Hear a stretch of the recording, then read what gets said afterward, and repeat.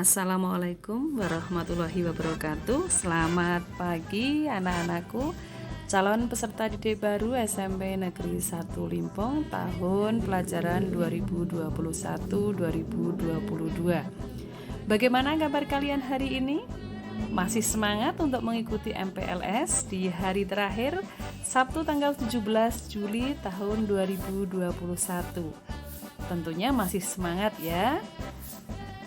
Hari ini Ibu akan memberikan materi MPLS tentang pendidikan karakter. Namun terlebih dahulu kita berkenalan ya. Ini adalah saya. Ini foto saya dan yang di sebelah kanan adalah biodata saya. Saya adalah Ibu Siti Rofiana. Ya, lahir di Batang tanggal 15 September tahun 1976 dan di SMP Negeri 1 Limpong saya mengajar atau mengampu mata pelajaran PPKN untuk kelas 7 dan kelas 8 ABCD. Selain itu, saya mendapatkan tugas tambahan sebagai wali kelas 7F. Nah, anak-anak, jika kalian ingin bermain ke rumah saya beralamat di Gria Verlita Asri Blok A nomor 2 Limpong. Nah, ini yang terakhir adalah nomor HP atau kontak WhatsApp saya yang tentunya kalian semua sudah menyimpannya ya, yang kelas 7. Nah, baik anak-anak, hari ini saya akan memberikan materi tentang pendidikan karakter. Nah, ini adalah konsep pendidikan karakter yang harus kita ketahui. Jadi, setelah pembelajaran atau setelah materi ini, diharapkan kalian dapat memahami apa itu pendidikan karakter, bagaimana sejarah perkembangan karakter di Indonesia khususnya, kemudian mengapa perlu materi pendidikan karakter. Apa sih pendidikan karakter itu? Dan apa pula nilai-nilai karakter yang harus kita miliki dan nilai-nilai karakter yang dikembangkan atau yang harus diajarkan kepada generasi muda. Nah, baik anak-anak, untuk mengetahui hal ini mari kita belajar dulu dari apa sih pengertian karakter itu. Ya. Anak-anak yang hebat, karakter itu di dalam Kamus Bahasa Indonesia diartikan sebagai tabiat atau sifat-sifat kejiwaan, akhlak atau budi pekerti yang membedakan antara satu orang dengan orang yang lainnya. Sehingga orang akan dikatakan berkarakter apabila orang itu memiliki kepribadian atau berperilaku, bersifat, bertabiat atau berwatak atau berbudi pekerti. Ya. Nah, dari pengertian tadi, maka karakter itu cenderung identik dengan kepribadian atau akhlak seseorang. Nah, biasanya dalam agama karakter itu cenderung disamakan atau disebut dengan akhlak. Sehingga orang yang memiliki karakter atau orang yang berkarakter sama dengan orang yang memiliki akhlak mulia, itu di dalam agama. Ya, karena karakter itu identik dengan kepribadian atau akhlak atau nilai-nilai perilaku manusia yang meliputi seluruh aktivitas. Aktivitas itu seluruh kegiatan manusia, baik itu kegiatan dalam hubungannya dengan Tuhan. Misalkan kalau yang beragama Islam berarti melaksanakan sholat 5 waktu, mengaji, dan sebagainya. Atau yang beragama lain berarti melakukan ibadah sesuai dengan agama dan kepercayaannya. Ini adalah perilaku yang menunjukkan akhlak seseorang. Kemudian tindakan atau kegiatan dalam hubungannya dengan diri sendiri, dengan sesama manusia maupun dengan lingkungannya. Ya, nah hal ini bisa terwujud dalam bentuk pikiran, sikap, perasaan, perkataan, dan perbuatan yang berdasarkan pada norma agama, hukum, tata krama, dan budaya. Nah, oleh karena itu anak-anakku yang hebat disebut sebagai individu yang memiliki karakter baik, berarti individu yang bisa membuat keputusan dan siap mempertanggungjawabkan tiap akibat dari keputusan yang ia buat. Nah, pembentukan karakter ini merupakan salah satu tujuan dari pendidikan nasional. Ya, di dalam pasal 1 Undang-Undang tentang Sistem Pendidikan Nasional tahun 2003, di sana dijelaskan bahwa di antara tujuan pendidikan nasional adalah untuk mengembangkan potensi peserta didik yang memiliki kecerdasan, kepribadian, dan berakhlak mulia.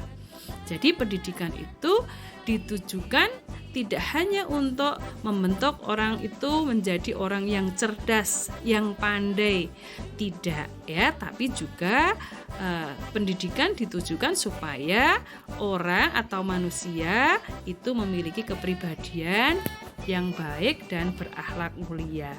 Bahkan pendidikan karakter ini merupakan salah satu orientasi dari kurikulum 2013 dan juga salah satu hal yang mendasar di dalam pendidikan abad 21. Ya.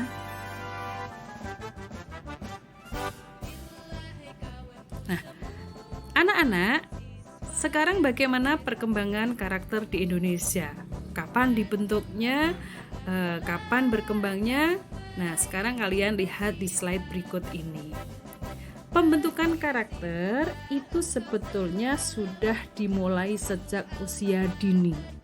Ya, di situ ada gambar bayi, berarti sejak usia kanak-kanak, atau kalau para ahli itu menyebutnya, para ahli psikologi itu menyebutnya usia kanak-kanak itu usia emas, ya, atau golden age ya. Nah, karena dalam usia ini terbukti sangat menentukan kemampuan anak di dalam mengembangkan potensinya. Ya, dari hasil penelitian ini menunjukkan bahwa kecerdasan orang dewasa itu ternyata sudah terjadi sejak anak berumur 4 tahun. Nah, maka dari sini pembentukan karakter itu sebetulnya sudah dimulai dalam diri keluarga. Jadi keluarga itu merupakan lingkungan pertama bagi pertumbuhan karakter anak. Ya, contohnya anak-anak bisa berbicara, menyebut, misalkan kalau mau meminta sesuatu dengan nyuwun, dengan mengucapkan terima kasih, itu pertama kali yang mengajarkan adalah keluarga. Mungkin ibu, mungkin ayah, atau orang-orang di sekitar lingkungan keluarga kalian, gitu ya. Namun kadang-kadang sebagian keluarga proses pendidikan karakter ini merupakan sesuatu hal yang bisa jadi sulit. Ya, ini terutama untuk orang tua yang memiliki kesibukan. Karena orang tua yang memiliki kesibukan biasanya tidak bisa tidak bisa menjaga anaknya sendiri, tapi harus dititipkan kepada mungkin neneknya, mungkin kepada pembantunya, ya, sehingga kadang-kadang pendidikan karakter itu bisa jadi tidak sesuai dengan harapan orang tua. Oleh karena itu, maka pendidikan karakter ini perlu diberikan kepada anak-anak saat anak-anak berada di lingkungan sekolah. Nah, pembentukan karakter yang tadinya di rumah kemudian dikembangkan di sekolah. Nah, kemudian pengembangan pendidikan karakter ini setelah terbentuk, pengembangannya nanti pada usia remaja.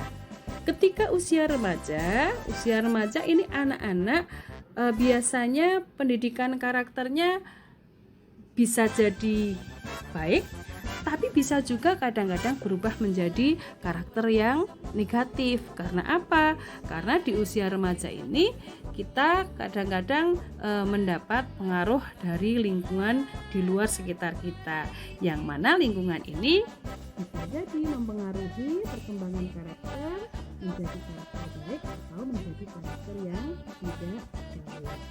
Nah, nanti ketika usia dewasa barulah kita akan menemukan pemantapan usia karakter.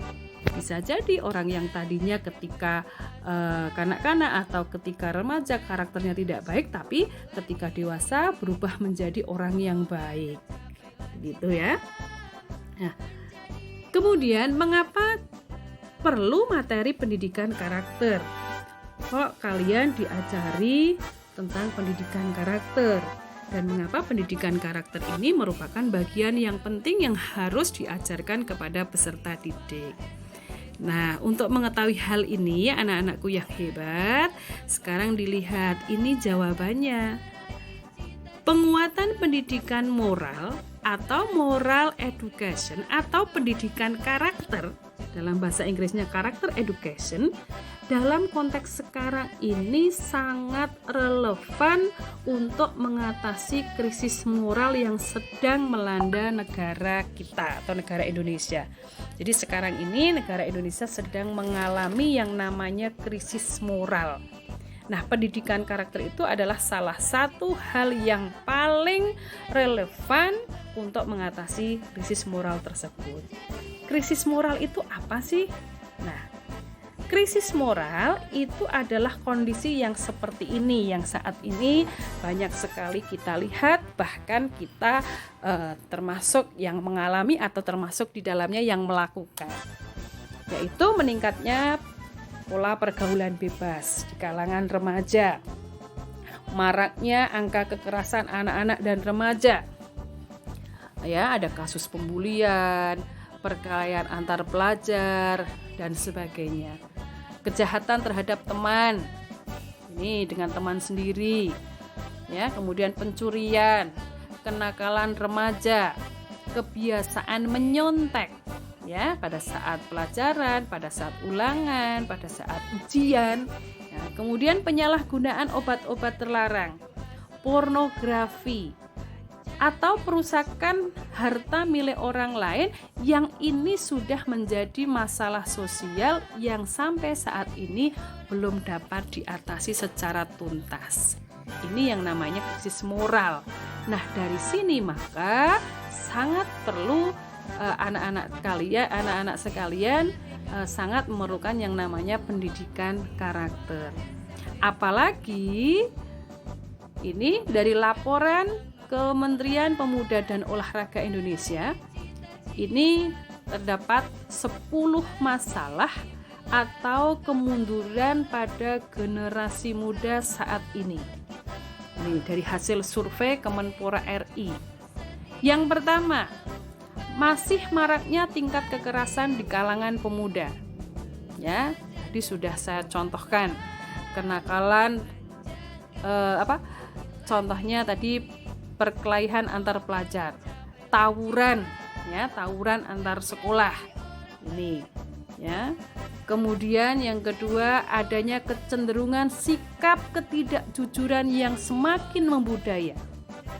Ya, apalagi sekarang di masa pandemi ini, anak-anaknya belajar secara online dari rumah, ya. Contohnya ada tugas dari atau ketika penilaian harian dikerjakan di rumah, banyak yang menyontek walaupun Bapak Ibu guru tidak melihat, ya, menyontek jawaban temannya, saling berkirim jawaban, ini ya, ini contoh ketidakjujuran yang sekarang makin membudaya. Bahkan perilaku ketidakjujuran ini dilakukan tidak hanya terhadap guru, bisa terhadap orang tua, terhadap teman, atau terhadap orang lain.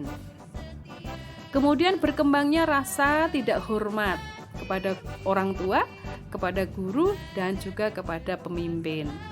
Ya, banyak orang sekarang ini banyak anak-anak zaman sekarang yang berkata kasar, berkata tidak sopan dengan gurunya, dengan orang tuanya, ya, atau dengan orang lain yang lebih tua dari kita.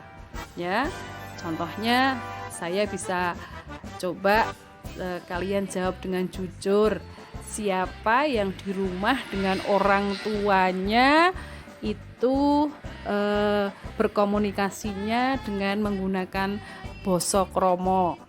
Ya, coba siapa, dijawab dengan jujur di hati kalian masing-masing. Saya yakin yang melakukan hal seperti itu hanya beberapa anak saja.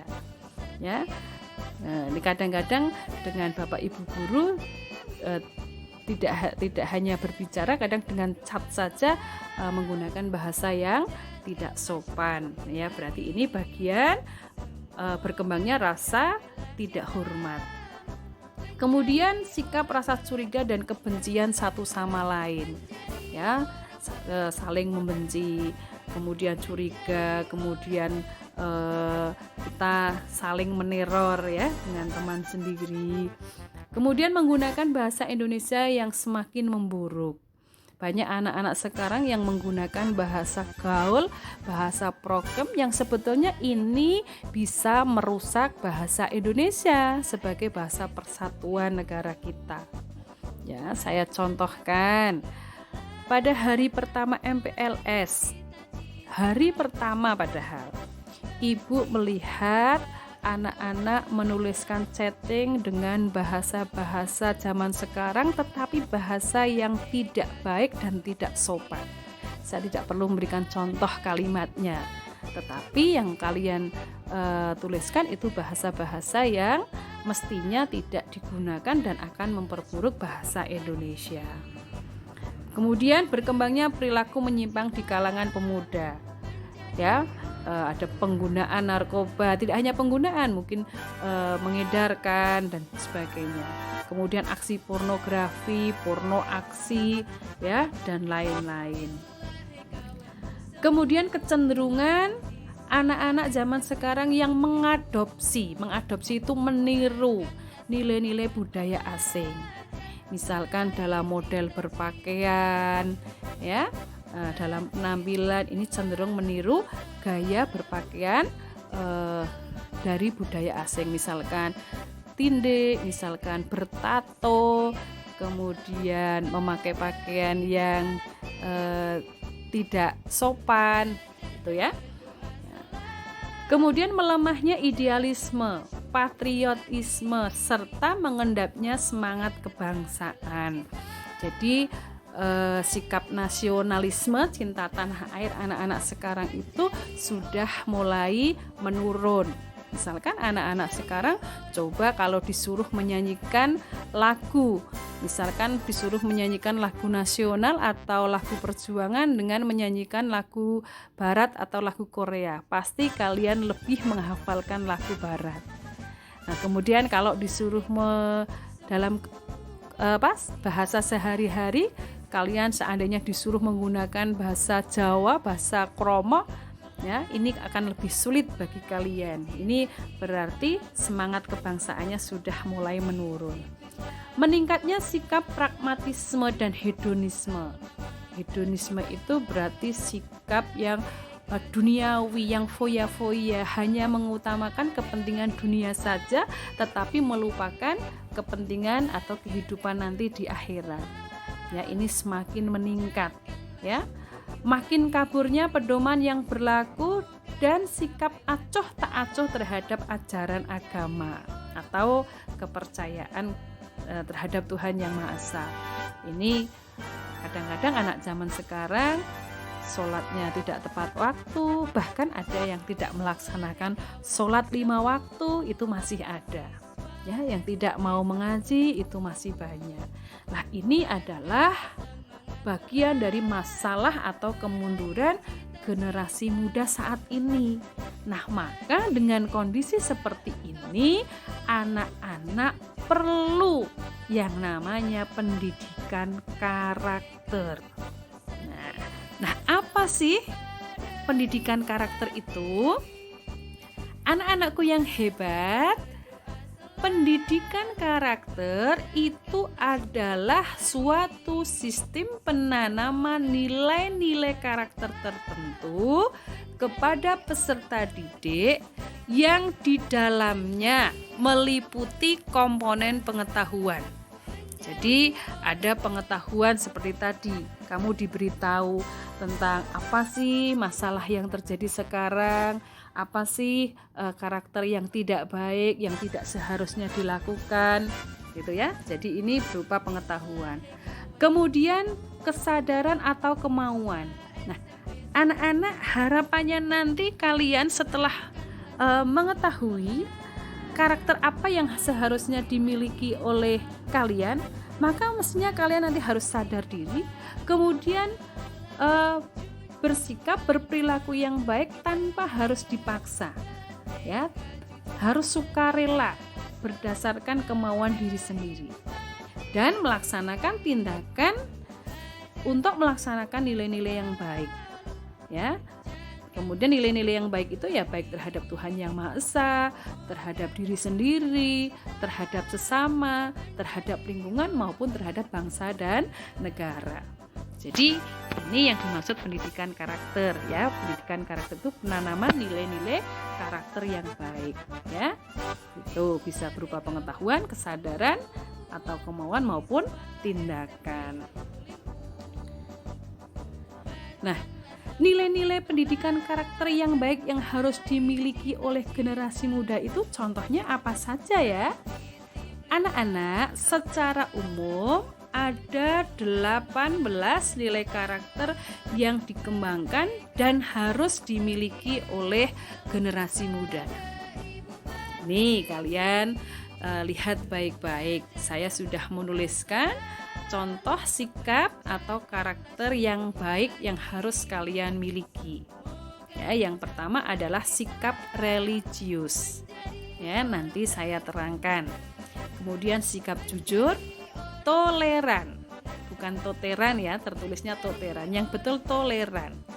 Disiplin, kerja keras, kreatif, mandiri, demokratis, memiliki rasa ingin tahu, semangat kebangsaan, cinta tanah air, dapat menghargai prestasi, bersahabat, ya, kemudian cinta damai, gemar membaca, peduli dengan lingkungannya, memiliki sikap peduli sosial dan bertanggung jawab.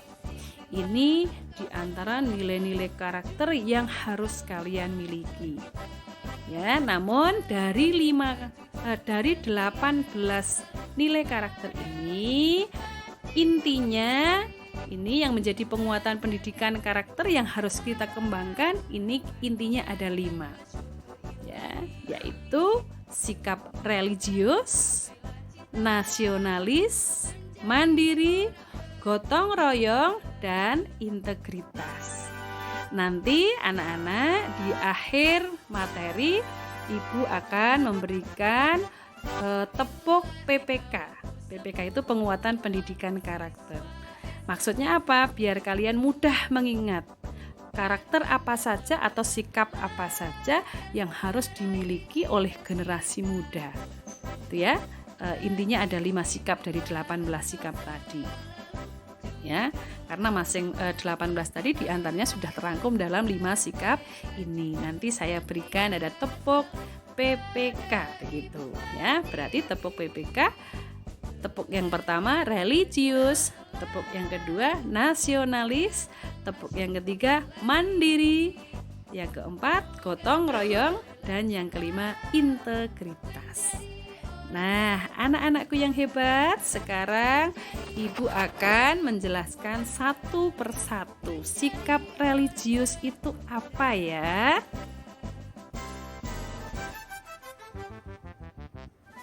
Nah, sikap religius itu adalah sikap mentaati ajaran agama dan kepercayaan.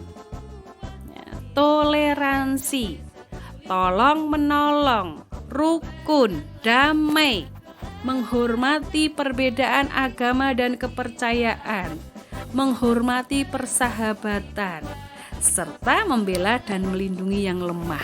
Jadi sikap religius ini adalah sikap yang hubungannya dengan Tuhan, sikap yang berketuhanan yang Maha Esa. Jadi kita mentaati ajaran agama dan kepercayaan. Seperti tadi saya sampaikan di depan, misalkan kamu melaksanakan sholat, melaksanakan ibadah untuk yang non-muslim, ya. Nah, ini juga dikembangkan tidak hanya di rumah, ya, tidak hanya di rumah, tapi di sekolah juga ada. Misalkan kita memulai pembelajaran dengan membaca Asmaul Husna dan surat-surat pendek. Ini juga menjadi pembiasaan di SMP Negeri 1 Limpung. Jadi SMP 1 Limpung juga memberikan penguatan pendidikan karakter religius ini. Ya, jadi anak-anak nanti setiap awal pembelajaran harus tidak hanya berdoa dengan membaca surat, dengan membaca doa sebelum belajar, tapi kalian ada pembiasaan membaca Asmaul Husna. Jadi nanti kalau yang belum hafal Asmaul Husna, di awal pelajaran kalian bisa membawa naskah atau teks Asmaul Husna. Nanti di setiap awal pelajaran tanpa harus dikomando Bapak Ibu guru, kalian akan membaca Asmaul Husna, kemudian dilanjutkan dengan surat-surat pendek. Kemudian di siang hari ada pembiasaan sholat berjamaah, ya, sholat zuhur berjamaah yang dilakukan di sekolah. Nanti bergiliran, tiap kelas ada jadwalnya. Ya, kemudian ada kegiatan tolong menolong. Misalkan tadi melindungi yang lemah, itu contohnya yang dilakukan di sekolah. Ada kegiatan berinfak, ya, yang dilaksanakan setiap hari Jumat. Kemudian ada kegiatan peduli sesama, misalkan ketika ada teman yang sakit, ketika ada teman yang tertimpa musibah atau saudara-saudara lain yang membutuhkan, kita memberikan sumbangan, memberikan sedekah. Ya, ini juga dilakukan di SMP Negeri 1 Limpung. Dan ada termasuk sikap menghormati perbedaan agama dan kepercayaan. Ya, misalkan dengan perayaan hari-hari besar keagamaan. Ini termasuk contoh-contoh sikap religius. Jadi sikap religius itu sikap yang hubungannya dengan nilai ketuhanan yang Maha Esa. Kemudian yang kedua, sikap nasionalis.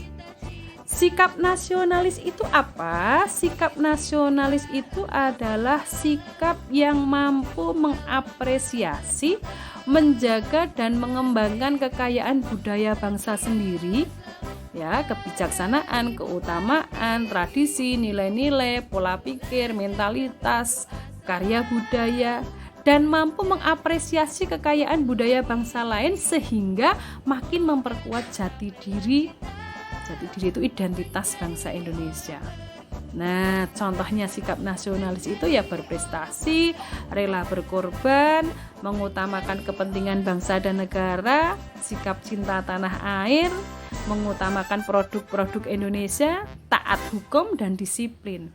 Nah, contohnya apa? Nah, contoh nyatanya apa yang harus dilakukan oleh seorang pelajar?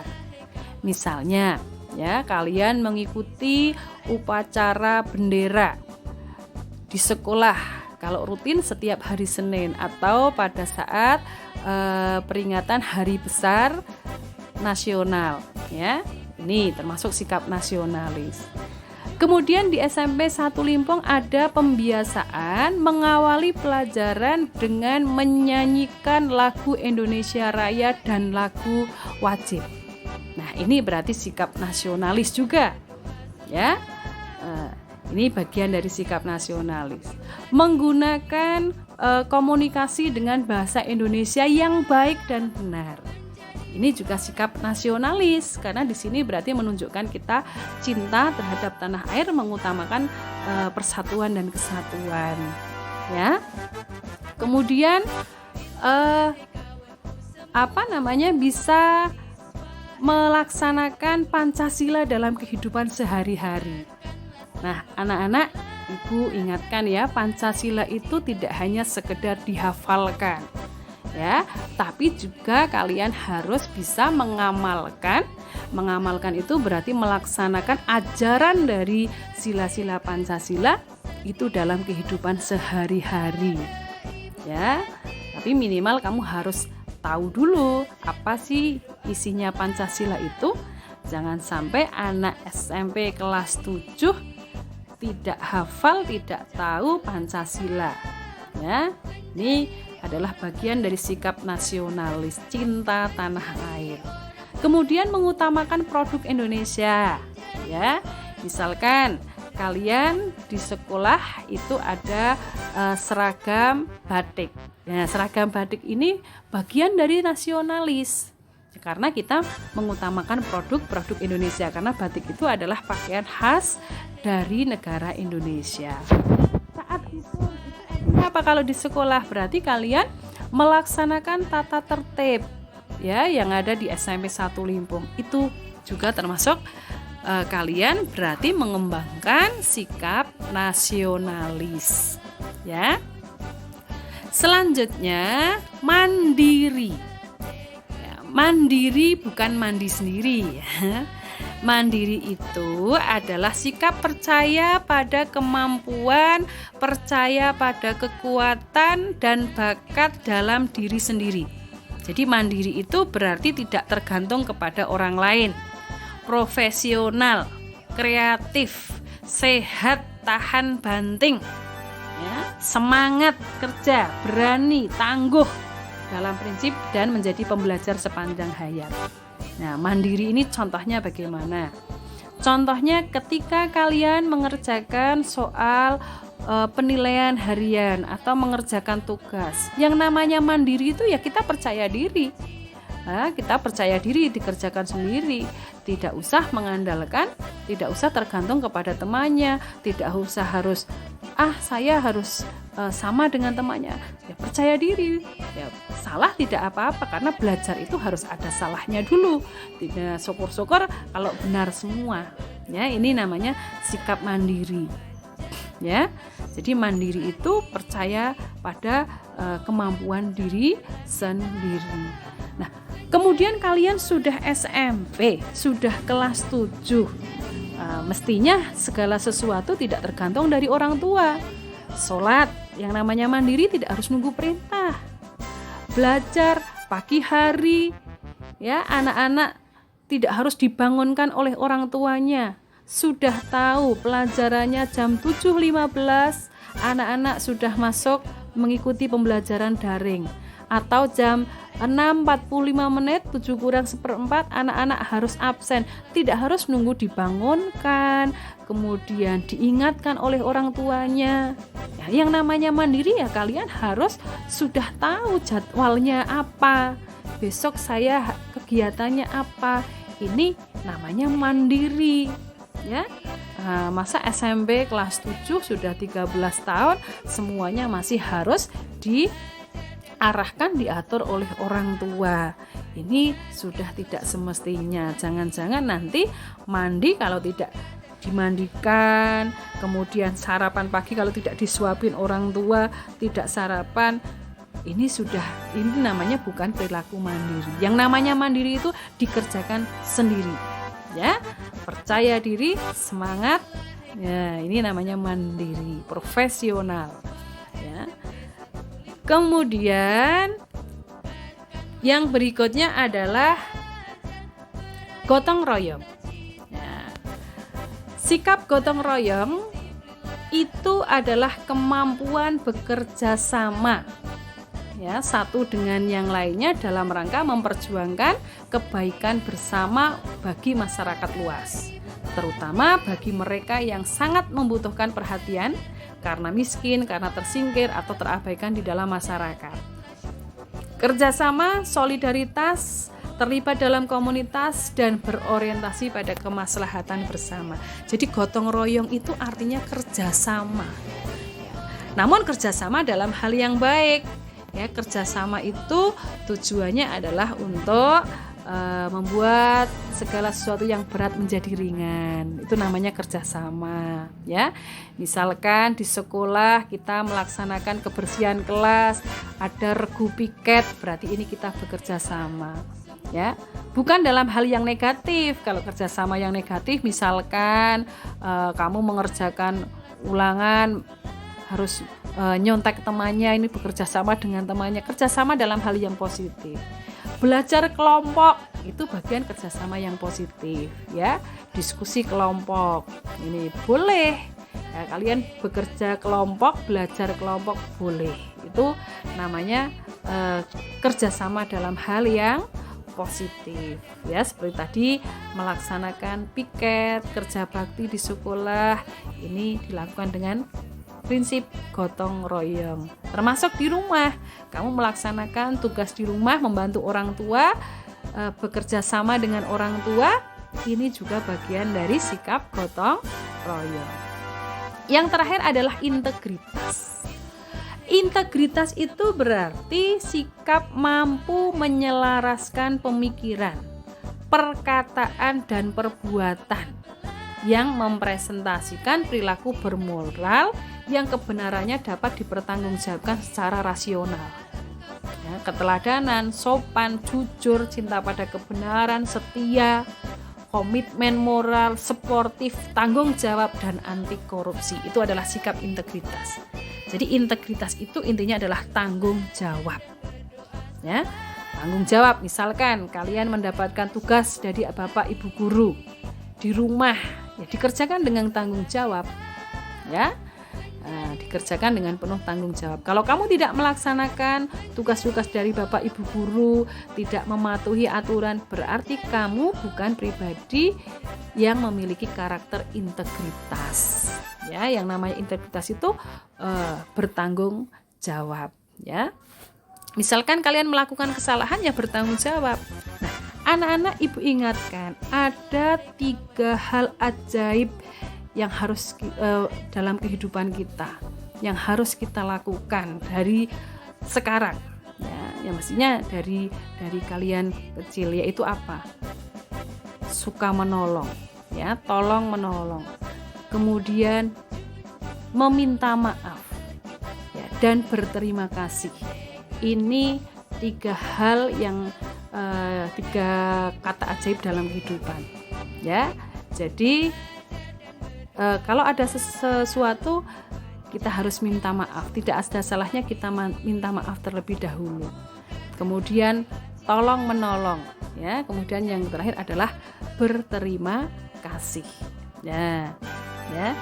Ini anak-anak penguatan pendidikan, materi penguatan pendidikan karakter sudah saya sampaikan. Harapannya setelah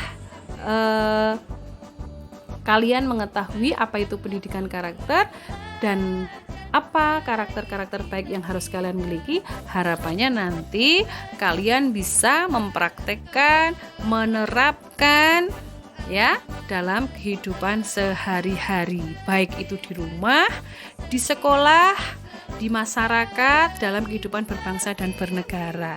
Nah, karakter ini bisa berupa ucapan atau perkataan, kemudian pikiran, perbuatan yang baik yang kita tujukan, perbuatan yang baik atau perkataan yang baik atau pikiran yang baik itu baik pikiran perbuatan kita kepada Tuhan, kepada sesama manusia, kepada diri sendiri, kepada masyarakat maupun kepada bangsa dan negara. Itu adalah sikap yang namanya sikap berkarakter. Baik anak-anak, saya akan mengakhiri materi hari ini. Dilihat baik-baik dengan ada video dari saya tentang tepuk PPK. Nanti kalian akan mempraktekkannya di setiap awal pembelajaran. Nanti ada tadi sudah saya sampaikan pembiasaan membaca Asmaul Husna, kemudian membaca surat-surat pendek, kemudian menyanyikan lagu kebangsaan Indonesia Raya, menyanyikan lagu wajib, dan ada pembiasaan untuk PPK ini. Terima kasih dari saya akhiri. Wassalamualaikum warahmatullahi wabarakatuh. Anak-anak, selamat melihat dan mempraktekkan tepuk PPK. Tepuk PPK. Religius, nasionalis, mandiri, gotong royong, integritas.